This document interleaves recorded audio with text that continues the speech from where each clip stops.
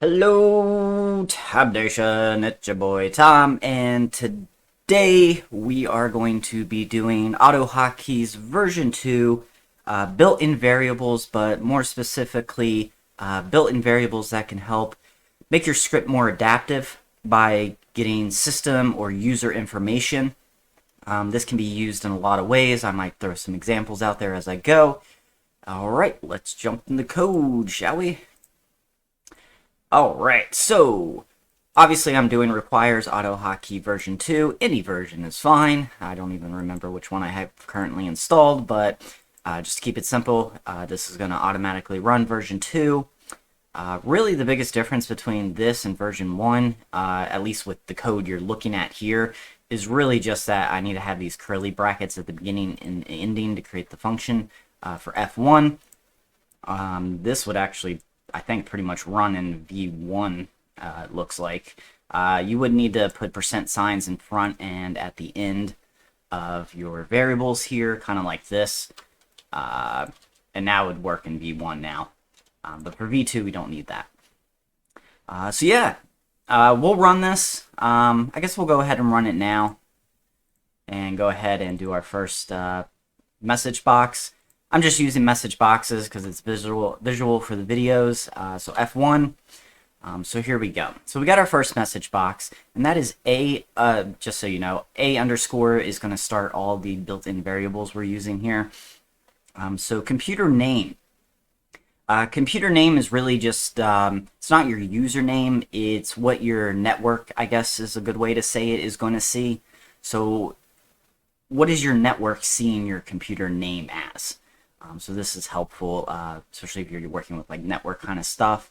But if you do want the username, it's just A underscore username. And I put an example here of basically probably the place I use it the most is so like my C drive users, this usually says Tom/desktop. But obviously if I want to share my script with someone who's not going to have the exact same name as me or username, I need to make my script adaptive to always point to the desktop, and that way I can have it just automatically know what this part of the information is going to be. So yeah, you would need that a lot for this, for file paths especially. So that's very helpful. Next one we got here is A underscore is 64-bit OS. So this is basically checking, you know, what kind of system you're running. If it turns out to be a 1, that means it's true, which is basically saying, yes, you have a 64-bit system. Or if it's 0, it means you do not. So as you see, it says 1. I'm currently running the 64-bit system. That can be helpful in a few different ways, especially when it comes to AutoHotkeys, because there are different versions of that that can affect sometimes your script, but usually not, but throw it out there anyway. So is the person an admin? This is useful because a lot of times you might have your code do something that specifically like has to have admin access, maybe creating a INI file or something in a specific protected folder, stuff like that. So you might want to put that then maybe like an if, like if a admin equals, you know, 1, okay, continue and do what I need. If not, give me a message box saying, hey, you need to sign in as an admin in order to perform, you know, the functionality of whatever you're trying to do in your script. So let's do that. So 0, which is weird that it's saying that I am not an admin, because I definitely am. That's weird. I think I have the security settings that I always have to say yes to that. So anytime an admin thing comes up, it would ask me, and I just say yes, and then this would then equal true. I guess I'm just not in that mode right now, but whatever. A language. This is useful. I actually did a video not too long ago about how to make your script adaptive to different languages. So you could put like an if statement again. You know, if language equals, and it's going to be a number. Here's the example, 0409, which is English in the Windows system. Display a message box that's in English, or if it's you know, in different code, display the message box in Spanish instead. So I did a video about that if you want to check that out. If you want to know how to tell the codes on that, You can just Google like Windows language codes, and you'll get this. And it's kind of funny because I do a lot of AutoHotkey videos on my video channel, and this was actually the first website that popped up, was an AutoHotkey script.com website. But as you can go through, you can see, you know, what kind of language you're running. This is obviously for like AutoHotkey, so you just gotta play around and see what you got. So yeah, you gotta find the AutoHotkey ones, but this is just an example. Another thing to point out real quick too is you can go to the AutoHotkey website, v2 variables up here, and there's a bunch in here. So if there's one in here that you really want to know more about, so here's the system default language, which is a 4-digit code. You can click that. So here's actually the AutoHotkey one, but like I was showing, it's easy to Google. Okay, apparently the website's being a little slow right now. I'm only going to wait a few more seconds, then we're moving on. Come on.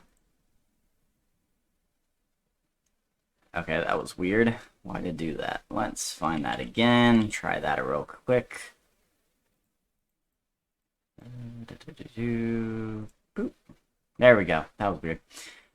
So here's the AutoHotkey stuff, information on the website. So just kind of go through. There's obviously a ton of languages, different versions of languages, dialects, that kind of stuff. So you just kind of have to explore that. Which, what was we again? 0409? 0409. There we go. English, United States. Alright, so there's that code. So yeah, that's helpful. Anyway, back to that. So another thing is message box. We got two here. We got screen width and screen height. This can be useful for calculating position of like GUIs specifically, I guess, would be where I would most likely use it for. That way, if you want to resize a GUI to match the person's computer a little bit better, or starting position, that kind of stuff, you can. So here's my width, 1920. Here's my height, 1080. So because I'm running a 1080 screen. And this is, yeah, going to calculate everything. So if you have multiple monitors, it should calculate it all. Another one is the OS version. This can also be helpful for if your script is very specific to a operating system. The way I see this being used most is by far file paths. You know, with every operating system, you know, something might switch the location of a certain folder that you maybe need to access or save to.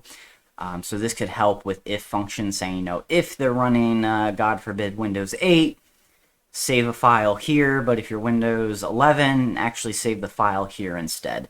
So that's where I can see the operating system being very helpful. Oh, actually, I skipped over screen DPI. This is also helpful for GUIs. 96, which I think is about the default actually on Windows. I think I want to say it's 95, but maybe it's 96 is the default. But this is good for like text in GUIs and adaptivity on that. So we talked about the version. So here's the version I'm running on this computer is Windows 10.0. Whatever. You can always use like a string shortener to just get 10 versus the whole thing, because that would be oddly very specific. Most of the time you're just going to want to know, are you running 10, are you running 11, etc. So you can shorten this just to see if it contains just that 10 at the beginning, so cutting off everything but the first two digits. So here I'm going to add a sleep. The reason why is because I'm going to do a_time idle, and that's basically saying how long has surpassed since I've either touched the mouse or the keyboard, so any type of input. This can be useful for stuff like, you know, going to sleep, automatically saving, like, oh, it looks like the person walked away, let me save, or, okay, maybe I have a script that I only want it to run when it knows I'm away from the computer, so I can be like, okay, if I walk away from the computer for more than 5 minutes, go ahead and perform some type of action with like a set timer. So 10 seconds, putting my hands up since that last click, and it's obviously going to be in milliseconds, so you can always do some math if you want to make it a little bit more readable. So there we go. So about 10 seconds, that makes sense, 10,000 milliseconds. since that sleep hit and I click on the last message box. Alright, there's obviously a bunch of built-in variables. If you guys are missing, or I'm missing any, let me know in the comments below of any built-in variables that pertain specifically to getting user or system information that could be helpful for others. Definitely comment below. Make sure to subscribe. AutoHotkeys, Python, mostly AutoHotkeys, but I'm throwing out automation videos every week. So hope you guys come back and see that again. Hit that like button if you want to see more about built-in variables, specifically in V2, because I've done plenty in V1. And I'll see you all on the next one. Bye!